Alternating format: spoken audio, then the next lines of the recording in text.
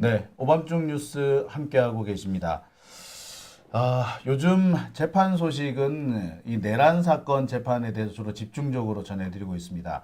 오늘도 내란 사건 재판이 열렸습니다. 오늘은 이 삼각지에 있는 중앙군사법원에서 이 내란 사건에 개입한 수방사령관 등 주요 군인들에 대한 재판이 열렸습니다. 역시 오늘도 강지호 기자가 다녀왔습니다. 안녕하십니까? 네, 안녕하세요. 네, 최근에 제가 기자 아주 선배, 아주 그 노 선배를 만나 뵀는데 예. 그 누구냐 이래요. 그래서 아주 성실하더라. 그래서 예, 강지호는 성실 빼면 시체예요. 얘기를 했습니다. 예.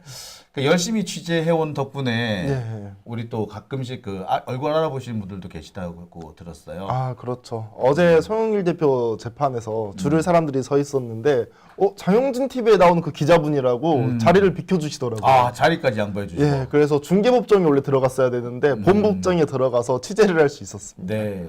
그러니까 아마 그분들은 자리를 양보하면은 그것으로 더 좋은 양질의 취재가 나올 것이다. 그러길 바라고 이제 양보해 주신 거잖아요. 그렇죠. 이제 되게 감사한 게 원래 지방에 계시다가 올라오신 분들도 상당히 아유. 많거든요. 얼마나 보고 싶었었겠어요. 야, 그런데 그 자리를 양보해 주셨군요. 아, 그렇죠. 야, 정말 대단한 분이고요. 또 그런 분들의 성원에 우리가 또 보답해야 되지 않겠나 싶습니다. 네, 맞습니다. 오늘도 재판 다녀오셨습니다. 오늘은 군사법원 다녀오셨죠? 네, 오늘은 이 삼각지에 있는 군사법원을 다녀왔고, 네. 오늘은 그 군인들과 관련된 내란 재판이었습니다. 군인들이라고 하면은 이진우 수방사령관, 박안수, 박안수, 이진우, 문상호, 여인영 이렇게 4명의 재판이 아. 이렇게 묶어서 재판이 진행이 그렇군요. 됐고요. 원래 제가 기억하기로는 사건 번호가 이제 각각 2개로 알고 있는데 묶어서 함께 하더라고요. 네. 곽종근 사령관 같은 경우는 따로 하나 보죠. 예, 곽종근 사령관 같은 경우에는 우선은 포함은 안 돼 있었습니다. 오늘. 그러니까 이게 지금 현재 입장이 달라서 그래요. 그래서 곽종근 사령관은 따로 분리를 해서 심리를 하지 않나 싶은데, 그러니까 곽종근 사령관의 경우는 현재 그 혐의를 다 인정을 해버렸어요. 그러니까 재판하는 게 큰 의미가 없을 수도 있어요. 오히려 보면은 좀 다른 이진우 수방사령관이라든지 이런 사람들의 재판 결과가 더 중요해 보일 수도 있죠. 그래서 오늘 재판의 특징은 뭐냐면 중간에 피고인이 나갔다 들어왔다 이건 잘 안 하거든요. 근데 증인에 따라 가지고 이진우가 나갔다가 들어왔다가 특히나 문상호 같은 경우에는 오늘 피고인이었는데 오늘은 이 증인에 대해서 물어볼 게 없다라고 해서 처음부터 나갔습니다. 네. 예. 그렇죠. 문상호는 이제 주로 이제 정보사 쪽이니까 예. 그 정보사 쪽 증인이 아니면은 굳이 내가 여기 있을 이유는 없다. 예. 맞습니다. 그렇죠? 네. 오늘 재판에서 여러 가지 얘기도 나오고, 그 다음에 여러 가지 좀 짚고 넘어가야 될 만한 꼴불견 상황도 있었고, 뭐 그렇다는 얘기를 들었어요. 네, 그렇죠. 그래서 중요한 내용이 한 2가지 정도 있었고 꼴불견 이야기가 하나 있습니다. 네. 오늘 재판에서 가장 중요한 내용이 아마 2사단 출동 준비 지시 이 얘기가 아니었나 싶은데, 자, 요 얘기는 이제 조금 있다가 본론 들어가서 하도록 하고요. 오늘 꼴불견이라고 할 만한 내용이 이거였던 것 같아요. 내란 주범들이 거수경렬을 했다. 이런 얘기가 있더라고요.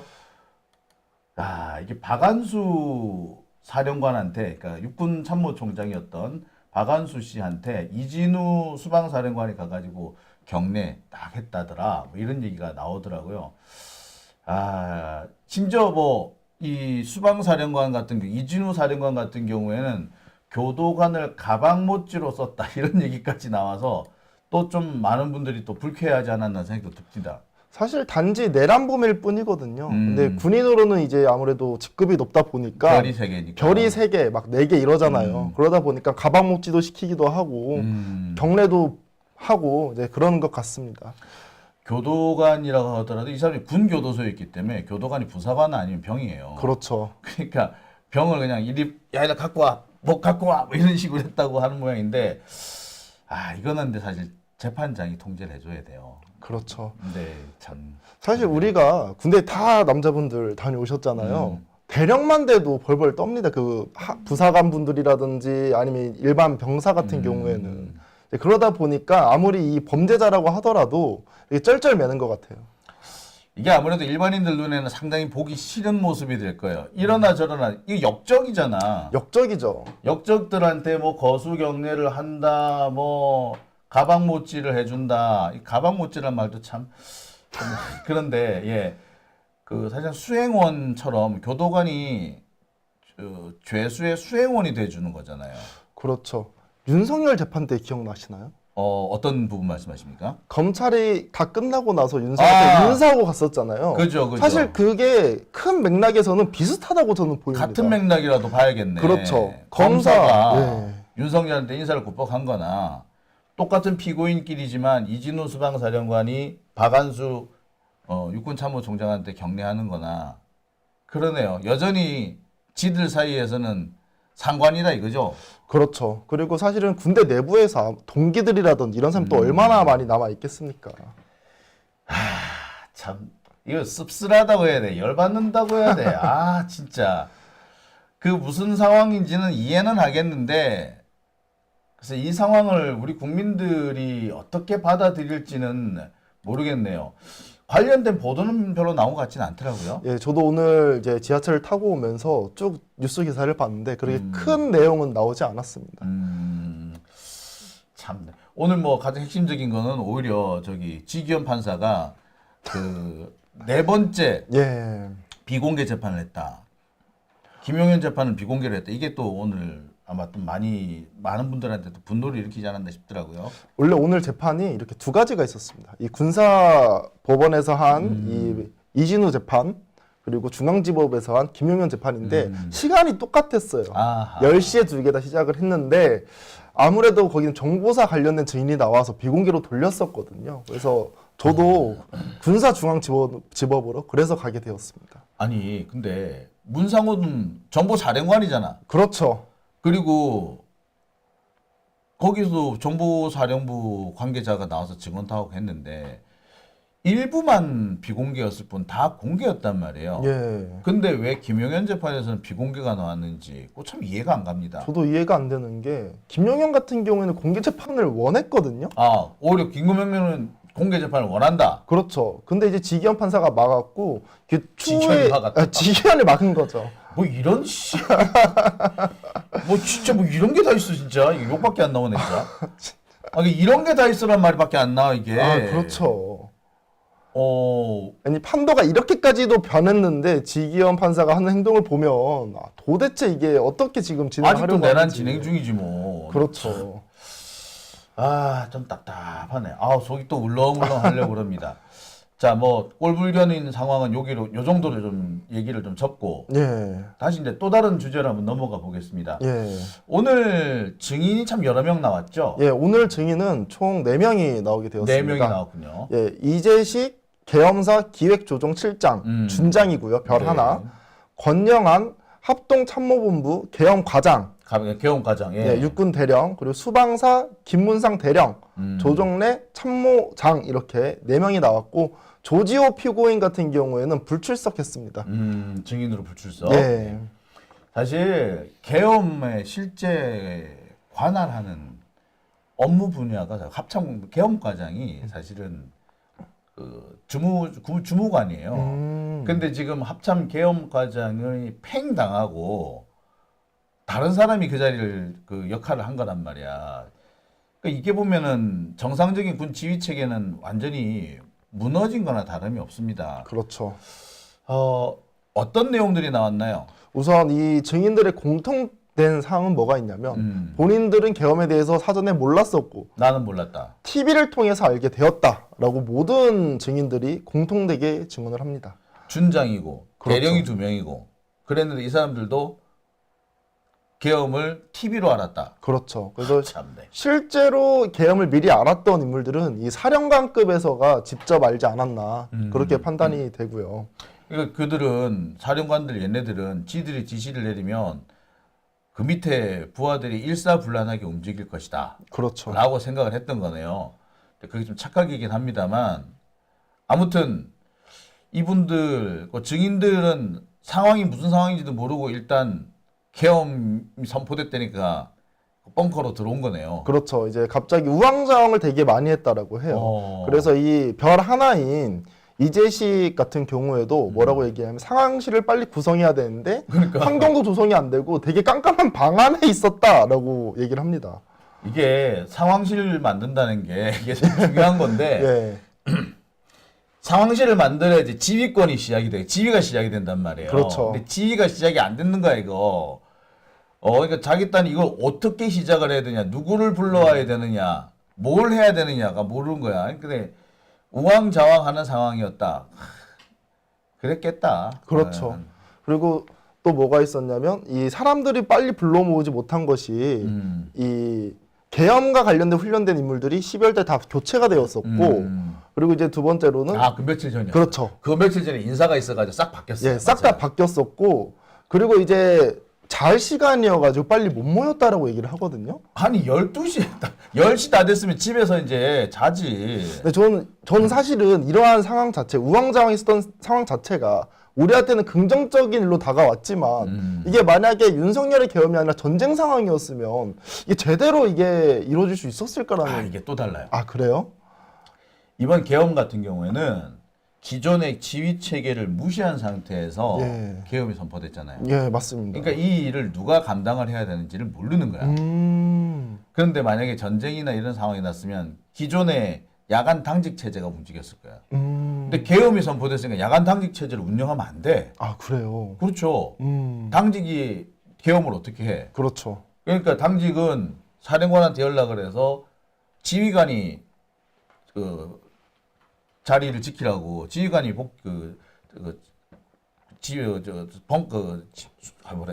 본부에 와야 되는 걸로 예. 착좌를 해야 되는 걸로 이렇게 생각을 할 거예요. 근데 누가 지휘관이야 계엄 사태? 합참이 아니요. 아. 원래는 합참이 돼야 되지. 예. 그랬으면 문제가 없었겠지. 근데 육본이 된 거 아니에요. 예. 그러면은 육군 참모총장이 계엄 사령관이 됐고 이 사람이 지금 그 군 통수권을 군 지휘권을 가지게 될 건데 예. 그러면 기존에 있던 합참은 어떻게 해야 돼? 어떻게 해야죠? 어떻게 해야 되는지 모르는 거야. 그렇죠. 이 문제에 대해서는 박안수나 아니면 기존 김명수나 합참총장이나 두 사람이서 조율해서 넘겨주든지 했었어야 돼. 그게 안 된 거야 지금. 그래서 오늘 얘기 나온 것도 이 합참 쪽에서 구성을 우선 빠르게 하고 추후에 계룡대나 이런 사람들 긁어 모아가지고 올려 보내라고 했다고 합니다. 그 얘기가 오늘 나왔군요. 예, 오늘 그 얘기도 나왔어요. 그러니까 계룡대에서 그 6번에서 사람 출발했다는 게 그래서 출발한 거구나. 예, 이제 그런데 문제가 뭐냐? 그 중간에 기다리는 동안에 계엄이 해제가 돼버린 거예요. 그래서 이제 막 보고하고 연락하고 그래가지고 제대로 이루어지지는 않은 겁니다. 야, 참 아슬아슬했다. 진짜 아슬아슬했죠. 그러니까 윤석열이 만약에 판단을 조금 다르게 해가지고 계엄 사령관을 합참 의장을 했으면은 예, 얘기가 어떻게 달라졌을지도 모르겠네요. 그렇죠. 참 몇 가지 포인트에서 중요한 고비가 있는데 지금 생각해 보면은 간담이 서늘해지는 부분도 있긴 하네요. 예, 맞습니다. 오늘 증언 중에 이사단 출동 뭐 이런 얘기가 나왔다고 또 들었거든요. 어떤 네. 내용인가요, 이것도? 그 원래 이사단 출동이 어떤 내용이냐면 이 계엄 상황이 끝나고 난 이후에 네. 군인들이 이제 병력이 부족하다는 얘기를 들은 거예요. 그래서 이제 이재식 같은 경우에 이 흘리는 말로 이 병력 출동할 때 어디 없냐고 물어보게 된 겁니다. 지금 사람이 없으니까 예. 어디 좀 병력을 좀 데리고 와야겠다. 예, 그걸 이제 권영환이 이제 듣고 나서 계엄 과장. 계엄 과장이 이제 듣고 나서 이거에 대해서 일 처리를 원래 하려고 했었던 거죠. 근데 이제 이재식 같은 경우에는 그냥 흘려서 말했고 중요한 사항이 아니었기 때문에 내가 보고를 받지도 않았고 심지어는 이 박안수한테 보고하지도 않았다라고 얘기를 합니다. 이사단이 그러면 출동을 준비는 하긴 한 거예요, 그러면? 말로는 준비를 시켰던 거죠. 아니 그게 이제 그 지시가 어디서 맨 처음 내려온 거예요, 그러면? 그게 오늘 증언 제일 오늘 중요한 부분은 그 부분 같아요. 예. 이사단 출동 그러니까 이거 저 아찔한데 이사단 출동시킬 수 있느냐? 뭐 누가 물어봤을 거 아니야?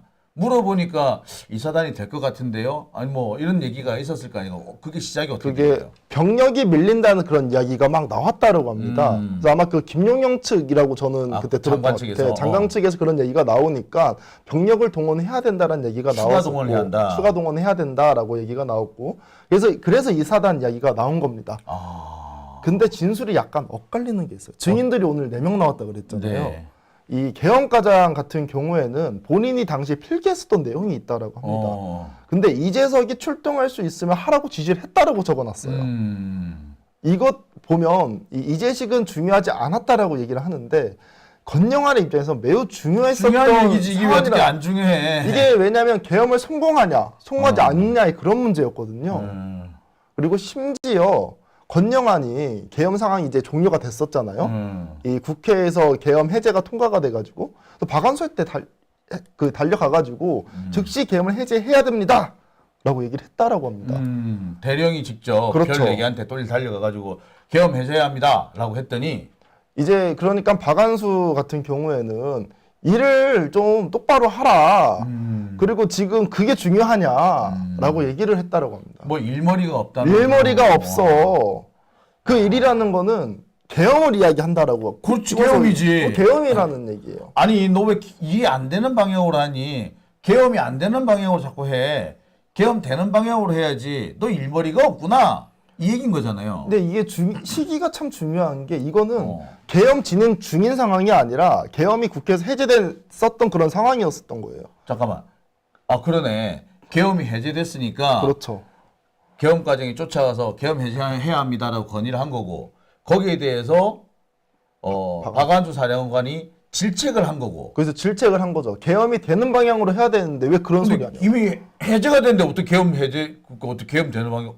그럼 2차 계엄을 한다는 얘기인가요? 그러면? 근데 병력을 동원한다는 점 그리고 어어. 박완수가 이렇게 일머리 없다라고 이렇게 면박을 준 점을 확인했었을 때는 분명히 이게 2차 계엄 있지 않겠느냐라고 추론해 볼 수가 있는 거예요. 그러니까 2사단 출동 준비도 그 맥락인 거네요. 그렇죠.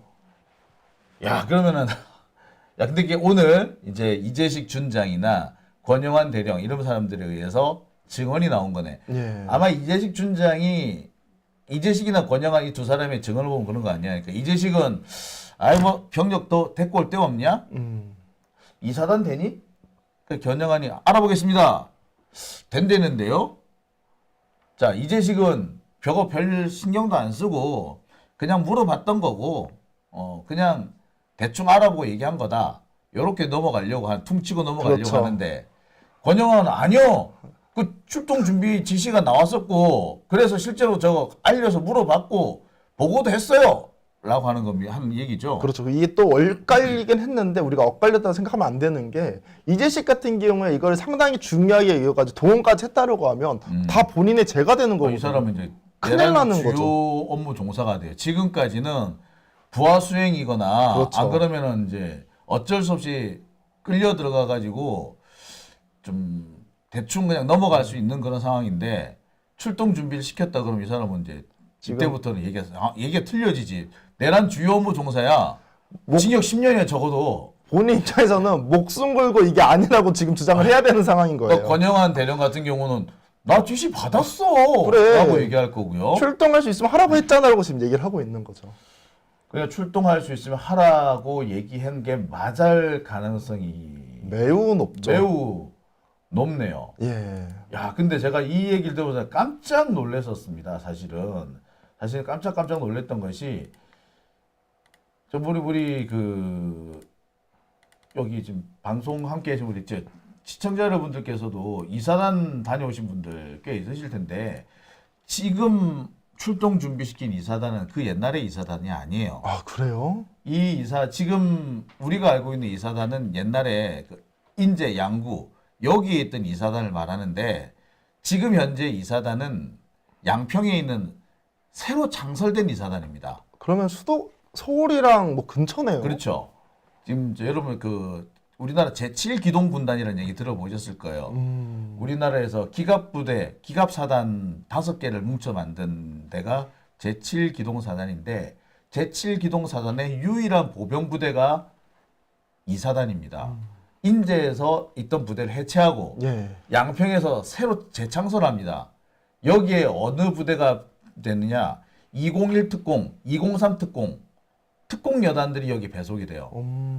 얘들은 요새는 이제 옛날에는 걸어 다녔잖아요. 그렇죠. 얘들은 다 요새는 비행기 타고 다녀요. 낙하산 타고 내려와요. 아, 이게 헬기 타고 막 오는군요. 그렇죠. 음. 글라이더를 탈 수도 있고요. 그다음에 뭐 기구를 탈 수도 있고 수송기를 탈 수도 있어요. 그러니까 이사단이 아찔한데. 그리고 이게 여기 이제 출동 준비를 시켰다는 거 아니야. 그렇죠. 출동 준비를 시킨 거죠. 근데 출동 준비는 누구는 시켰다 그러고 누구는 아니라 그러고 어떤 내용이 좀 어떻게 엇갈리나요, 그 부분이? 그러니까 이제 이재식 같은 경우에는 이제 그런 내용을 듣고 흘리듯이 얘기를 했다라고 해요. 흘리듯이. 그래가지고 본인 같은 경우는 그걸 흘리듯이 얘기를 했고 그 부하 직원한테 보고를 듣지도 않았대요. 그리고 본인 같은 경우도 이 지시를 한 거를 박안수한테도 보고를 안 했다고 합니다. 본인이. 근데 이제 반대로 개헌과장 같은 경우에는 아니다. 이 출동할 수 있으면 하라고 지시를 명확하게 내린 거다. 이렇게 주장이 엇갈리고 있는 거죠. 출동 지시가 아니다라고 하는데 출동 지시가 맞다. 근데 내가 듣기에 지시인 듯 지시 아닌 지시 같은 지시인데. 네. 저는 근데 여기서 내용 중에서 출동이라는 것 자체가 매우 중요한 사안이잖아요. 그렇죠. 근데 박안수한테 보고를 안 했다라는 것 자체 전 도대체 이해가 안 되거든요. 그러니까 아마 그 사이에 예. 그 사이에 상황 변화가 생겨서 자기도 지시는 해놓고 지시가 준비가 다 됐다고 하는데도 출동할 수 있다고 하는데도 야 그냥 하지 말자 라고 한 겁니다. 그러니까 그렇게 된 거 아예 출동 자체가 안 이루어졌으니 그냥 없었던 걸로 치자라고 이제 쌩 까고 지나가려고 하는 게 아닌가. 그리고 나온 내용 중 이사단 같은 경우에는 준비를 하고 있었다라고. 이사단 준비를 하고 있었다. 예, 이사단은 준비하고 있었고. 그러면 지시가 내려갔으니까 준비한 거 아니야? 그러면 이제 얘기가 된 거죠. 그러네. 예. 근데 지시를 출동만 안 한 거죠. 이재식 준장의 지시가 없었는데 권영환이 그러면 지 혼자서 그냥 했다는 게 이기는 아니잖아요. 그렇죠. 참네. 이 참 중요한 게 이 육군 보병사단 이게 원래 육군 제2 보병사단이었는데 지금은 육군 제2 신속 대응사단이 됩니다. 이름이 바뀌었어요. 예. 아까도 얘기했지만 원래는 인제에 주둔하고 있던 부대였는데 2019년에 해체가 돼서 2021년에 재창설이 됩니다. 이게 현재 양평에 있는 부대고 현재 이 부대 안에 배속되어 있는 예하 부대가 201 여단과 203 여단이에요. 이 재밌는 게 203 여단하고 201 여단은 경북 경산과 충북 세종에 있습니다. 사단은 양평에 있는데 그 예하 여단은 또 딴 데 있어. 이게 왜 그러냐면 이 두 부대가 기억하실 거예요. 만약에 북한의 특작 부대가 우리 후방 지역에 침투했을 때 어느 부대가 출동합니까? 특공대가 출동. 예, 그 특공대가 이 특공대야. 와. 그 특공대가 이 특공대인 거야. 예. 그러니까 얘네들은 그 특전사와는 좀 다르지만 낙하산을 타고 적진에 침투하는 그런 역할을 해요. 이게 혹시 우리 그 강지호 기자 밴드 오브 브라더스 보셨나요? 아, 저 보지는 못했습니다. 네, 이 밴드 오브 브라더스의 배경이 되는 데가 세계 2차 대전에 노르망디에 투입이 됐던 101 공정사단이에요. 지금도 이 101 공정사단은 있고 지난번 이라크전에서 101 공정사단이 투입이 실제로 됩니다. 얘네들은 걸어서 들어가는 게 아니야. 보병은 걸어서 들어가죠. 얘들은 낙하산 타고 들어가요. 그게 아니면 수송기 타고 들어가요. 그러니까 이게 어떤 부대 개념이라고 생각하면 되느냐면 그 해병대는 바다로 상륙을 하잖아요. 예. 근데 얘들은 하늘을 통해서 상륙을 하는 거야.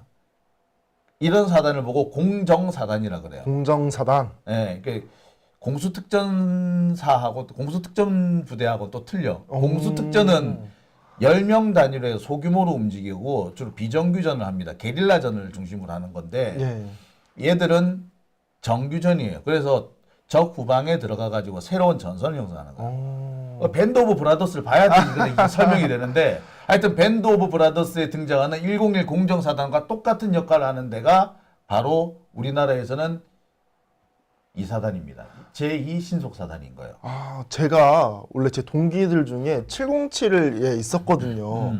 그 부대가 대구에 왜 있나 되게 궁금했었는데 원래 이 특공대가 후방을 지원하니까 이렇게 지방에 있는 경우가 많았었나 보네요. 그러니까 각 그 대자치구별로 각 자치구는 각 지방 자치 단체별로 이렇게 만들죠. 근데 일단 여기 201과 203 여단 여기는 다시 이제 원래는 그 북한군 특작부대가 침투할 것을 대비해서 그 거기에 대비해서 만들어진 데 특수부대 이렇게 보시면 됩니다. 그러니까 해병대가 아까 얘기했지만 해병대는 바다로 침투하는 게 해병대고 2사단은 하늘로 침투하는 낙하산 타고 침투한다. 네. 특전사하고 조금 다르다. 뭐 이렇게 이해하시면 되고요. 그러니까 어쨌거나 이 부대가 엄청나게 센 부대라는 건 분명한 거지. 특공 들어가면 무조건 셉니다. 센 부대요, 센 부대. 네. 근데 이 부대를 출동 준비 계엄에 투입을 하려고 했다는 그렇죠. 거죠. 원래 계엄에 투입을 하려고 준비를 시켰던 거죠. 야, 이거 심각한데 이거는. 그렇죠. 경산에서 달려오면은 보통 요즘은 이런 부대는 경산에서 가면은 대구 비행장에서 비행기 타고 들어와요. 비행기 타고들은 뭐 금방 도착하겠는데요. 네, 그래가지고 아마 착륙하면은 서울공항 정도에 착륙을 해가지고 거기서 바로 국회로 투입이 되거나 여차하면 김포공항에 내릴 수도 있어요. 김포공항에서 내려가지고 보면 국회까지 뛰어가기도 해. 아이고. 뛰어가고도 남아 얘들은. 그렇죠. 그러니까 이 부대를 실제로 출동 준비까지 시켰다. 그렇죠. 근데 제가 이 체력이 된다고 느꼈던 게 저도 후반기 교육을 경기도 광주에서 받았었거든요. 특전 저도 이거 후반기를 특전 교육, 예. 잠깐 받았었는데 특전 교육단이라고 있죠. 그렇죠. 거기에. 군장을 메고 5km를 9보를 뛰어서 합니다. 그 기본이죠.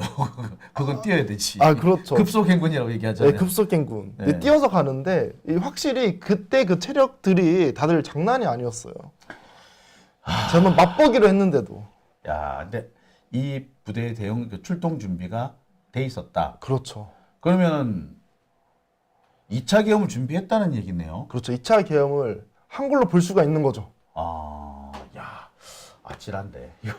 자, 오늘 이와 같은 진술이 나왔다는 얘기고요. 예, 맞습니다. 자, 또 진술 중에 그 국회 헬기 투입하는 과정에서 박한수가 결국 결정 내린 거다. 이 얘기도 있었다고 하더라고요. 예. 이게 이 김문상 수방사 작전처장이 있습니다. 네. 이 사람이 이제 대령인데 당시에 이 헬기가 떠가지고 연락이 왔다라고 해요. 근데 이 방공권 같은 경우에 수도권 방공권은 수방사에서 관리를 한다고 그렇죠. 하더라고요. 네. 그러니까 허가를 받아야 들어갈 수가 있는 거예요. 네.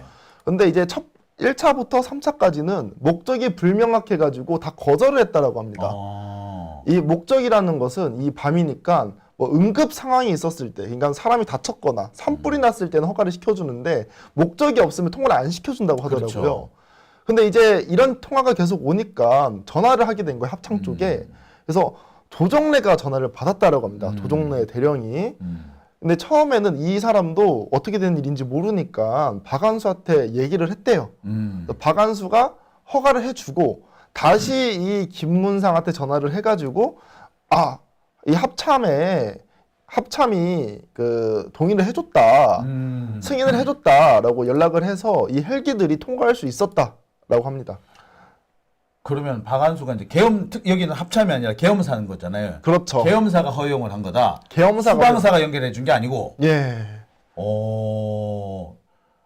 그러니까 그 동안에 보면은 이 헬기 투입이 왜 늦어졌느냐를 가지고 되게 말을 많이 했어요. 저도 기억이 나는 게 제가 그때 방송을 끊고 뭐 국회로 달려갔잖아요. 달려가는데 그 서강대교를 막 넘어가는데 헬기 소리가 막 들리는 거야. 다다다다 들리는 거예요. 그래서 저 개새끼들 욕을 하는데 갔던 기억이 나거든요. 그 시간인데 한편으로 되게 의아했던 게 내가 여기 구리에서 여의도까지 가는 시간보다 군 투입이 늦은 거 아니야, 그렇게 되면. 그렇죠.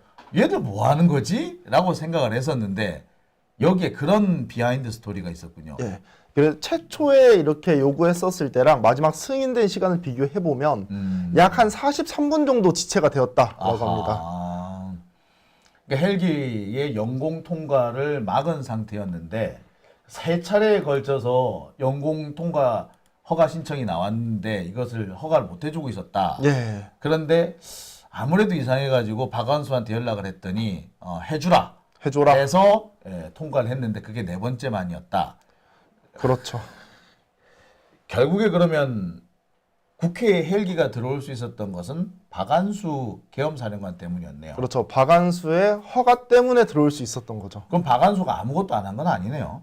박완수가 아무것도 안 한 건 아니죠. 아니 본인은 자기가 거의 그 바지 사장이었던 것처럼 얘기하잖아요. 자기는 아무것도 몰랐다. 그냥 나보고 덥석 하라니까 하기는 해야 되겠고 뭘 어떻게 해야 되는지도 모르겠고 나 어리버리 그 자체였어요. 이렇게 얘기를 했는데 그건 아니었네. 근데 어떻게 계엄사령관이 아무것도 안 했겠습니까? 그리고 저는 좀 반대로 물어보고 싶어요.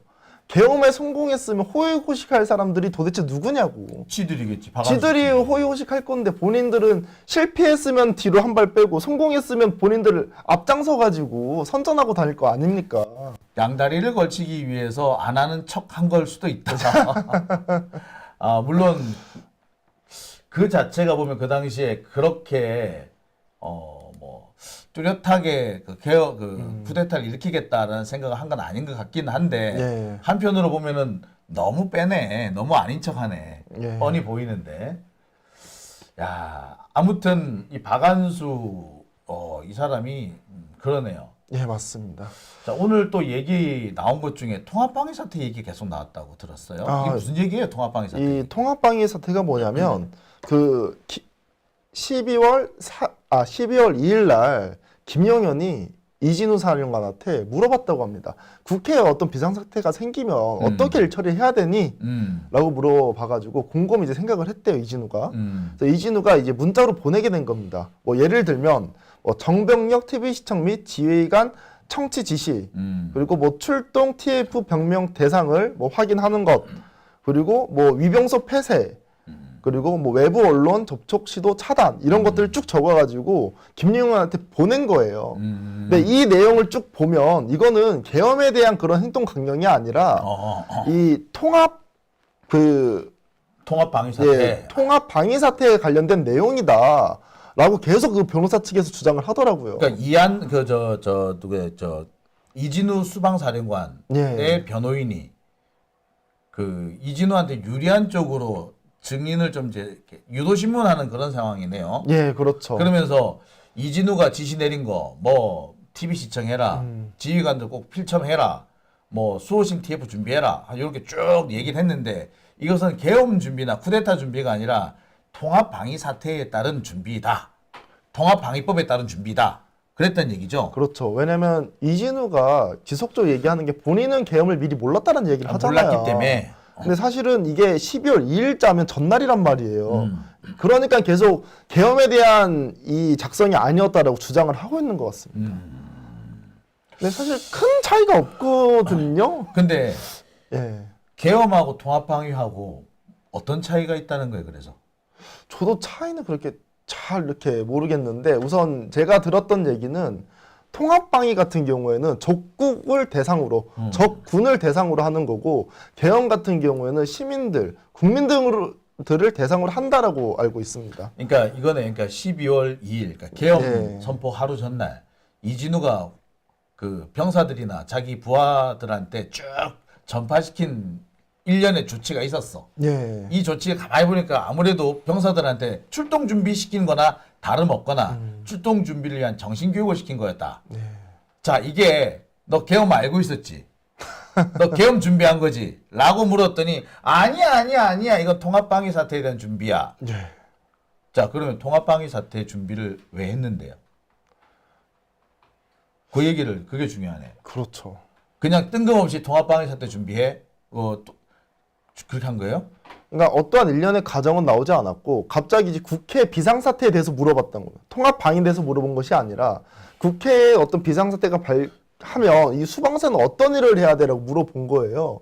그러면 그러니까- 통합방위 사태 얘기를 한 거예요? 그러니까 이제 이진우 같은 경우는 통합방위 사태라는 이야기는 안 하고 본인이 생각하는 그 수방사가 어떠한 행동을 취해야 되는지 쭉 적어서 보내게 된 겁니다. 그러니까 이제 변호사 같은 경우 그러니까 이 증인한테 물어보게 된 거죠. 야, 이게 계엄에 관련된 거냐, 통합방위에 대해서 관련된 거냐. 이거 잘 봐라. 이거 통합방위에 관련된 거다라고 주장을 하는 거예요. 아하, 이진우의 주장은 아니고. 네, 이진우의 주장, 이진우 변호사의 주장이에요. 그러니까 이진우의 변명을 해주는 셈이네요. 그렇죠. 그러니까 이진우가 이런 짓 하긴 했는데 예. 이건 내란 준비가 아니었어요. 라고 주장하고 싶은 거죠. 예, 맞습니다. 자, 이거는 변호사가 개짓거리 한 거야. 내가 이건 확실하게 얘기해 줄 수 있어. 예. 자, 통합방위법에 따른 통합방위 사태가 뭐냐 이거예요. 예. 뭘 것 같아요? 통합방위. 저 잘 예. 모르겠는데요.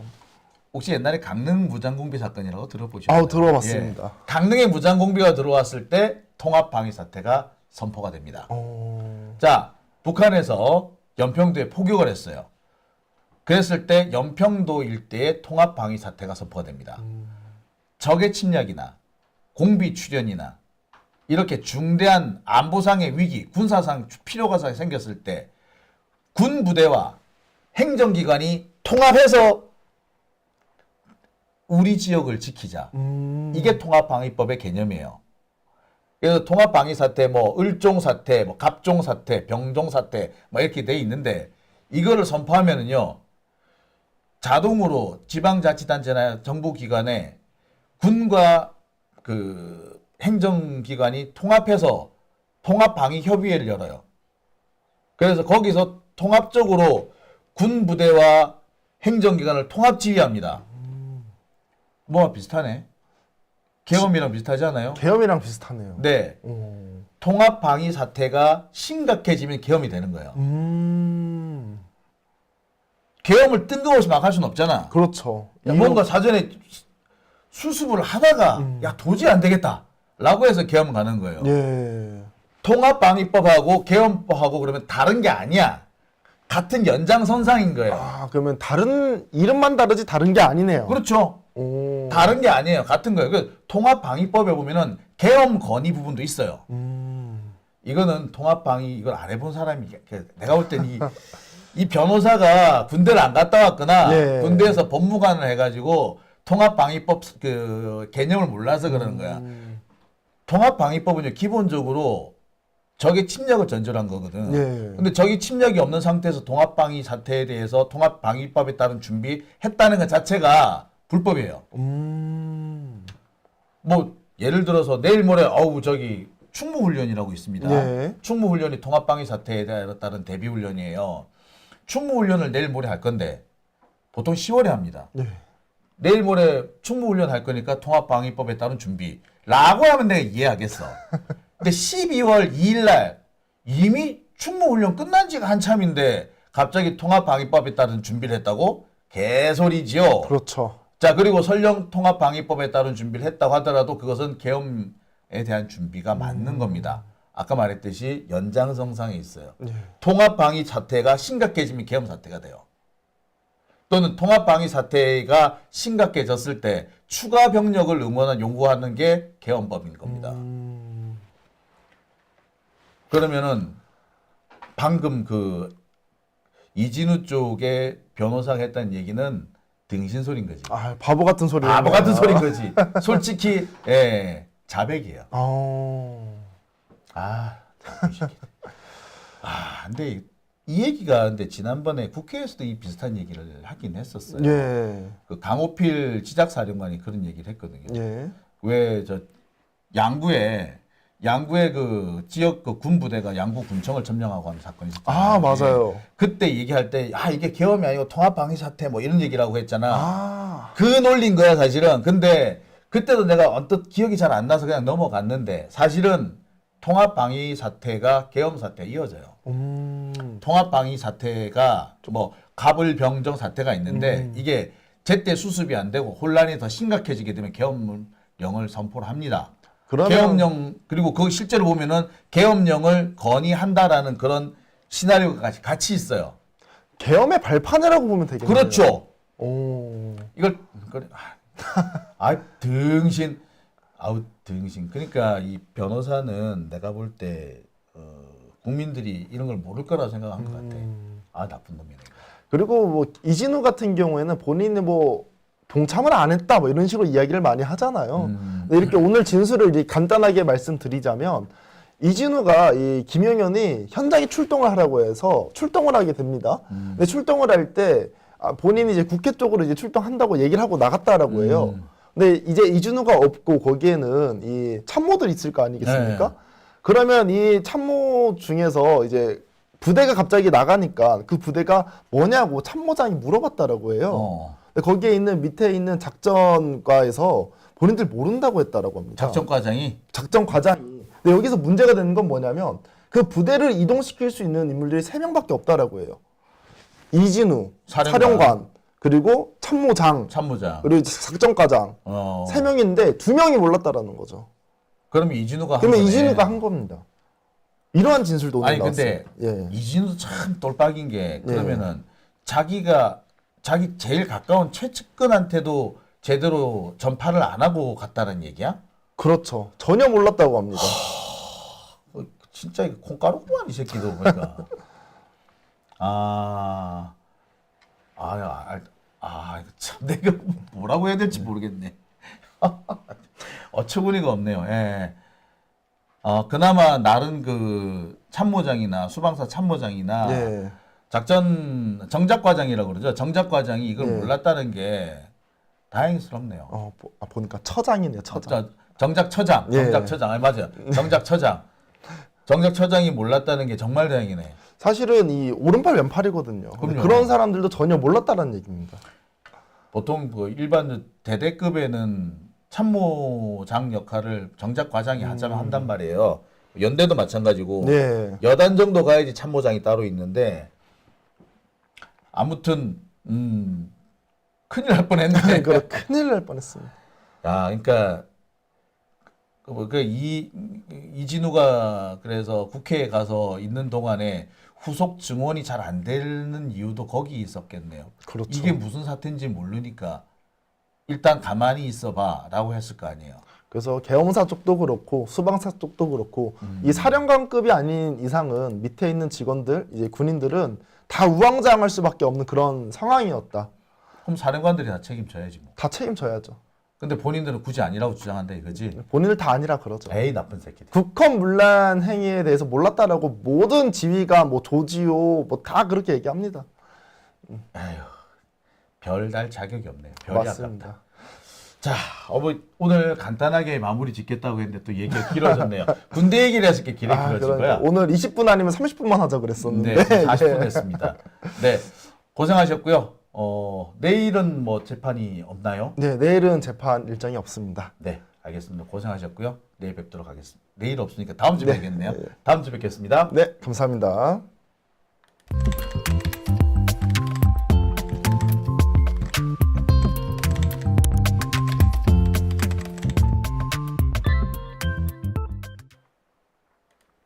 네.